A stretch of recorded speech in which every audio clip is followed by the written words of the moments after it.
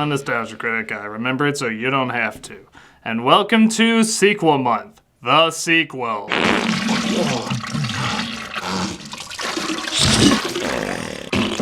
For those who don't recall, there was a theme month called Sequel Month where I looked over all the sequels to awful films I've already reviewed. Well, you know what? I want some goodness before I start this shitstorm! You see, sequels have gotten a reputation as always being inferior to the original, and in many respects, they're right. But that doesn't mean there aren't some amazing ones out there. There are people who saw part 2, 3, or 4 not only as a way to make more money, but as a chance to continue a story, provide a brand new angle, or even outdo what the original did to win over so many people. There's plenty of them to look at, and they deserve to be acknowledged as much as possible. And we're gonna look at the top 11 of them here today. Why top 11? Because by God, I need as many of these as possible. These are the top 11 greatest movie sequels.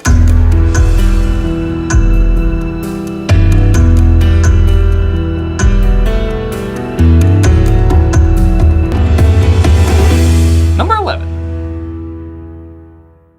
Mad Max Fury Road.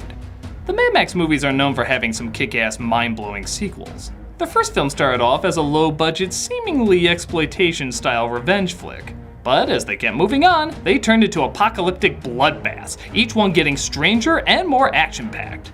Well, the crowning achievement by many is Fury Road, which like the other Mad Max films can be seen as a continuation, a standalone film, or a little bit of both. All the movies have a mix of past themes, imagery, and ideas. Even some of the actors come back in different roles. This takes the exact same thing and cranks it up to 1,000,000. This is by far the biggest Mad Max movie with the best eye candy, creative stunts, and visual storytelling. So much of the narrative is done just through the characters' expressions and actions, which when you think about it is very difficult to do. But you just look at any of these people, whether they be side characters or main players, and you immediately know their backstory. I've done a whole review on this film, so you can check that out if you want more details. But needless to say, it's both totally different from where the film started out, but also a perfect fit for where they naturally, and even unnaturally, seem to be going. Oh, what a film! What a lovely film!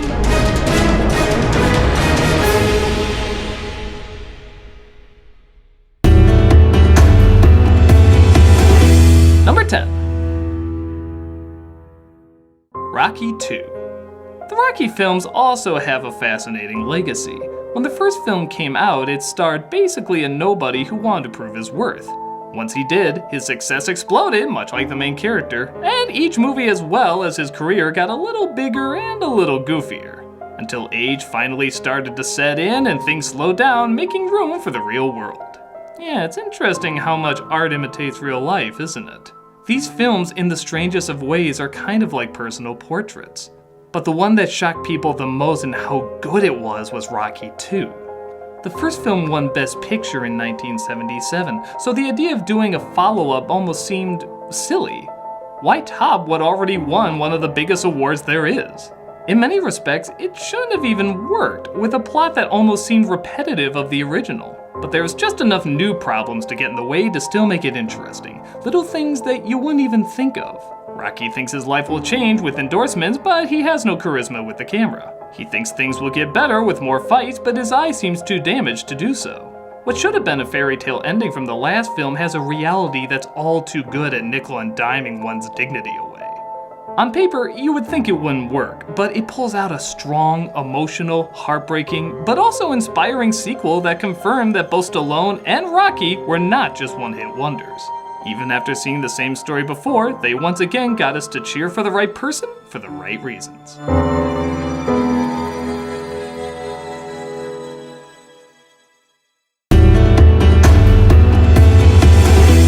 Number 9. Star Trek II: The Wrath of Khan. The interesting thing about this one is it's coming off the heels of a movie that, while financially a hit, didn't get much praise from audiences and critics. While not awful by any means, the film seemed more concerned with being 2001 rather than Star Trek. The sequel was a way of seeing if the financial hit of the last film was a fluke or if Star Trek actually had staying power.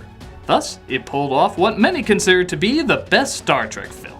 It incorporated both the ideas of Star Trek and the emotions of Star Trek, focusing on revenge, strategy, life, death, just about anything that makes a grand epic.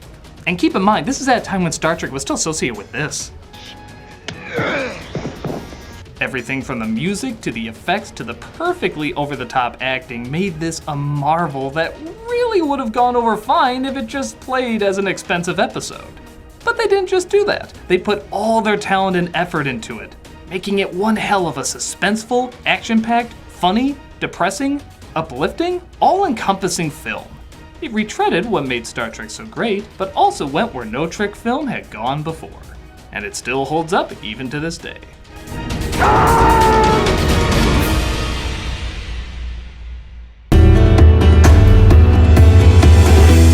Number 8. Toy Story 2. The first Toy Story was already something of a risk. Disney was not doing especially well at the time, and the idea of the first CG movie being this bright, colorful, kid-friendly flick did not seem like a good idea. But thanks to great writing and great direction, now every animated film is trying to be Toy Story. But then A Bug's Life soon followed and was very rushed due to Katzenberg leaving Disney saying he was taking the bug idea with him. So 2 Ant movies came out that year, and while they both did good, neither was seen as Toy Story. So there was a big fear that maybe Pixar was a one-trick pony. Was Toy Story just a lucky fluke? Was there possibly no future for them?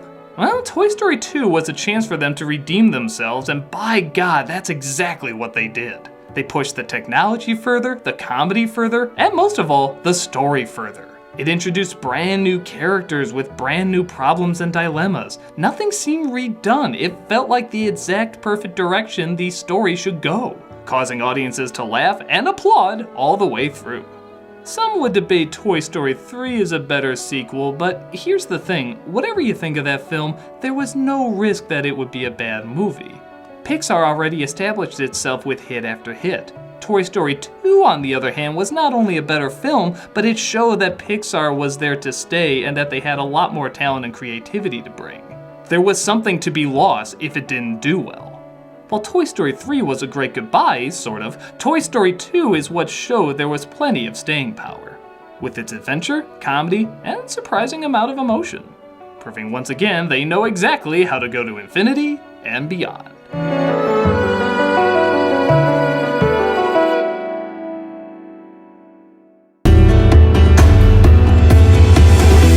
Number 7. Aliens. A sequel so good that they have the greatest sequel title of all time. We already know what one alien can do, so simply making it plural is beyond terrifying. And it's not just one, but hundreds of aliens that attack while also adding a new twist with there being a queen alien, the most badass bitch in the galaxy. Taking more of an action route than a horror route, Aliens still brought the intensity as well as long-lasting themes. The ideas of trust, family, and bonding for survival are all explored in adult yet still exciting ways. There's 2 mothers duking it out, people disbelieving others, and new connections that have to be established, all for the goal of figuring the best way to get through the worst nature has to offer. All these characters are memorable. They're not just people you're waiting for to die. You want them to get through and feel pretty damn bummed when someone doesn't. We like them and don't want to see them go, as a true horror film is supposed to be. The effects are amazing, the action perfectly paced, the emotional moments legitimately effective. It took one of the best horror films of the past few decades and elevated it to a whole new level. That's it, man. Game over, man. It's game over. Number 6. Terminator 2: Judgment Day. From one James Cameron sequel to another James Cameron sequel, Terminator took the idea of a killer Austrian robot that was corny but still cool to a whole new dimension of action, stunts, and effects, making what many consider to be the best action film of all time. While many of us are used to seeing Arnold as the good guy now, keep in mind the sequel wasn't advertised like that. In fact, a lot of it was kept in secret. You just saw him looking menacing with the red eye, and that was it. So everyone thought most of it was just going to be Robert Patrick as the hero and Schwarzenegger once again as the villain. What an awesome surprise to discover the character we like watching most in the first film is now the one we're rooting for in the sequel. While it certainly has its repeat moments for fan service, it still never feels like it's just a retelling. It feels like real shit is at stake, real people have evolved, and real lives are being put on the line because a lot of these stunts were actually putting lives on the line. As groundbreaking as the CG was in this movie, people forget whenever something was destroyed, it was really destroyed in front of the camera. It was only when something was repairing itself that the computers came in, so this was a perfect mix of both practical and computer effects. Because of this, we can still watch this film and be blown away and not just say, oh, that's computer, they didn't really do any of that. No, so much of it was really there. We get to say, wow, they really crashed that truck off a cliff, they really flew that copter over a bridge, they really blew up a metal Robert Patrick. It's incredible. It's an amazing spectacle to say the least, and we're all happy as hell that Arnold came back.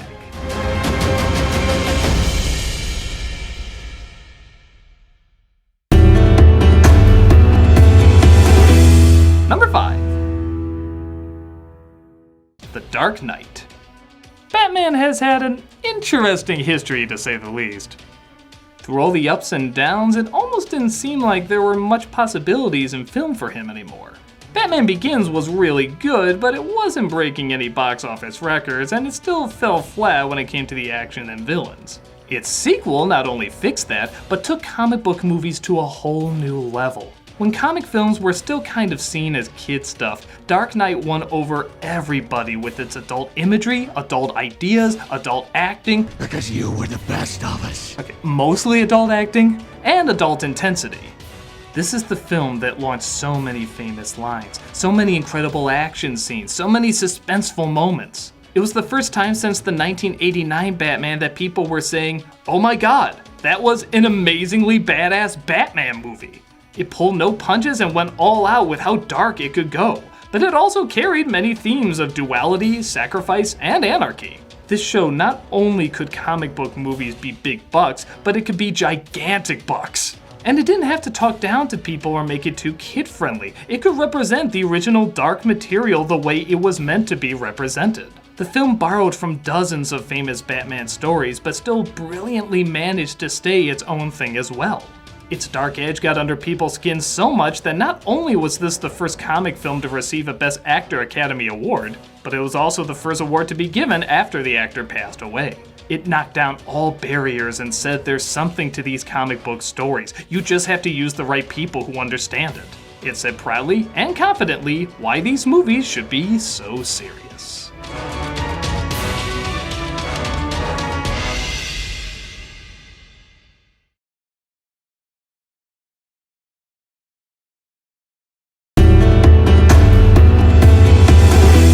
Number 4. Lord of the Rings: The Return of the King. Some would say Two Towers should get this mark as it was the first sequel to outdo the already popular Fellowship of the Ring, but this movie broke tons of records, pleased hundreds of critics, won over most audiences, and even swept the Academy Awards, being the first fantasy film to win Best Picture. Like Dark Knight, this showed a genre that was seen more as kids' stuff could be a powerful force to be reckoned with. Where the first two films are also very good, everyone seems to have their own personal problems with them, ranging from tiny to major. But this film was so gigantic that even the problems they had are quickly forgotten because they were just sucked into the size and scope of what we were watching. All the characters, all the storylines, everything that had been built up in hours and hours of entertainment suddenly had to be wrapped up. And it went out with a huge bang. The only major problem people seem to have is that the ending goes on forever, which is a legit criticism. They could drag, and sometimes they're even a little uncomfortable. But when you factor in the amount of characters these movies had and how long they were, it does kind of make sense that it would be a little long. It's like trying to calm down after so much intensity was thrown in your face. In many respects, it was kind of a good decompressor. In the grand scheme of things, it's not really that big a problem. It was quickly forgotten when they look back at the rest of the film.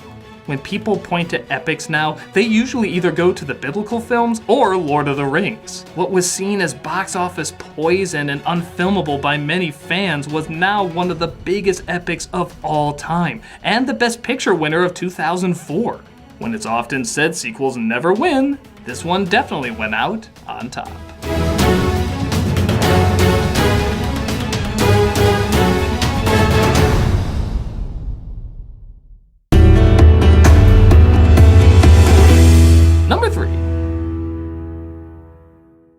Bride of Frankenstein.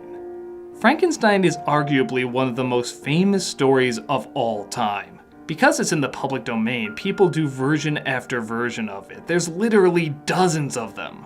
Nevertheless, it's the original Boris Karloff version that's still seen as the timeless classic. It scared people to death with its timeless ideas, gothic atmosphere, and groundbreaking makeup, so the idea of doing a sequel seemed fitting, but come on, nobody could top the original classic. Well, not only is the sequel as good as the first, but it's seen by many to be even better. It takes the ideas of creating life to a new level as well as explore the monster's humanity and his ability to learn. Sometimes even beyond his human predecessors, once again playing with the idea of who's the real monster. You'd think you couldn't create something as memorable as the original monster design, but with The Bride, they definitely did. Nobody can forget that hairdo with the white stripe, or the hiss she lets out like a frightened animal. Though not on screen long, she left a big impression, just like everything in these Frankenstein movies do. The shadows, the acting, the downright depressing storytelling, it's both hopeful and innocent, but also mean-spirited and despicable. These two movies are among some of the most referenced in any form of media. They're immediately recognizable because they leave such an impact on us. There's a reason you see them everywhere, whether it's Halloween or not. And the genius of both these films still shines through today. In a medium where horror sequels are usually seen with diminishing results, this is one that definitely knew how to keep the magic alive. It's alive! It's alive! It's alive!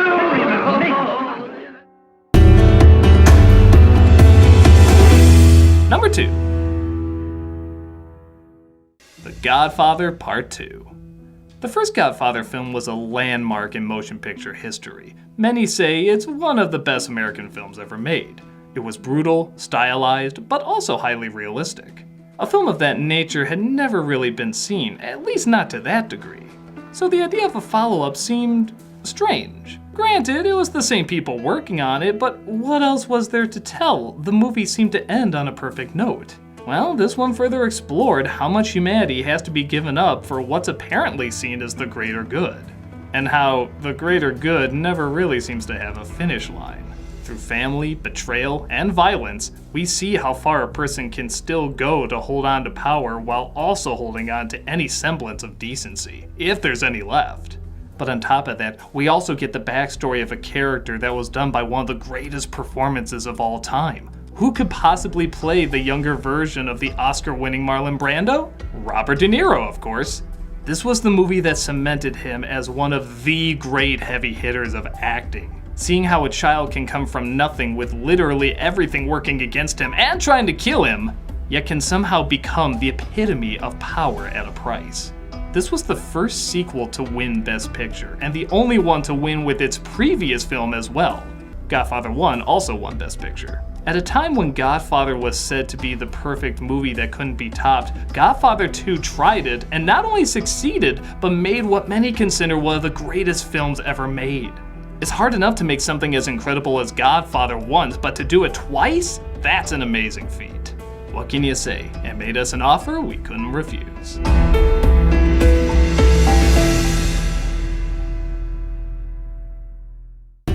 And the number 1 movie sequel is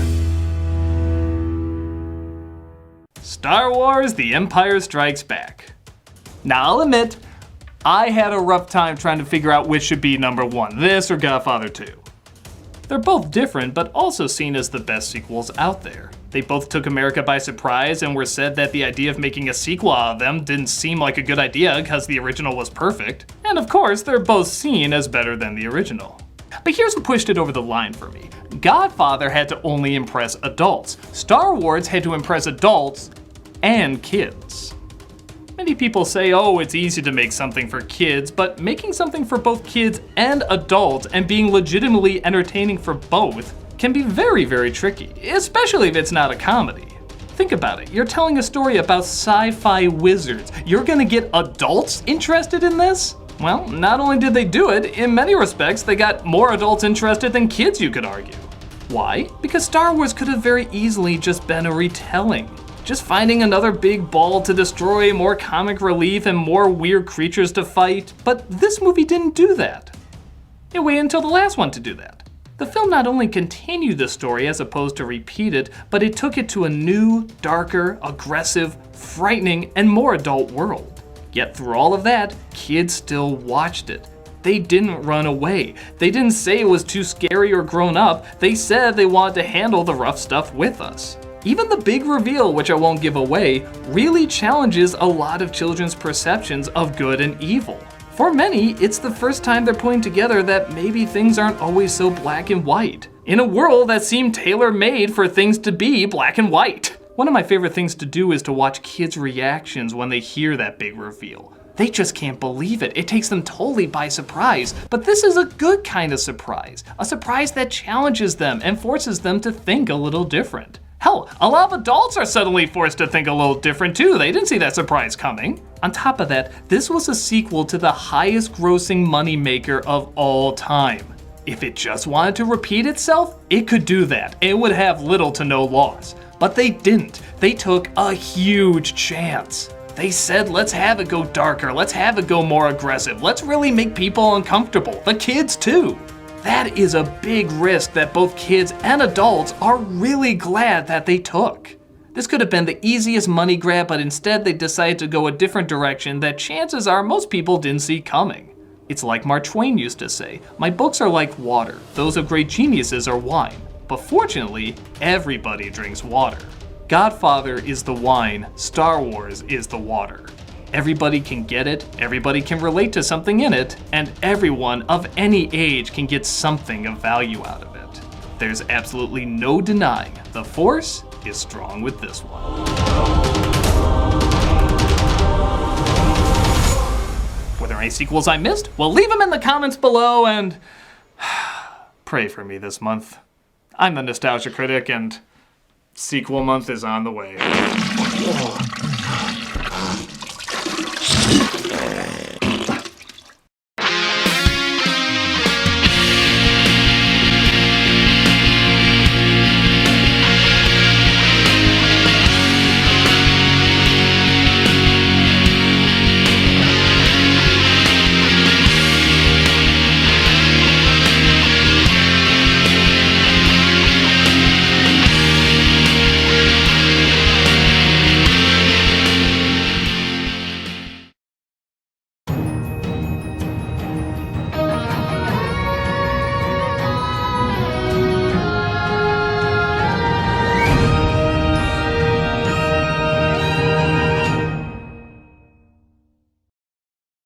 Hey, Doug Walker here doing the charity shout out. This week we are doing Action Aid USA. Action Aid believes that we can bring an end to poverty and injustice by investing in local problem solvers. They know that local people understand their context better than we ever can. They are determined, committed, and motivated to change the world around them.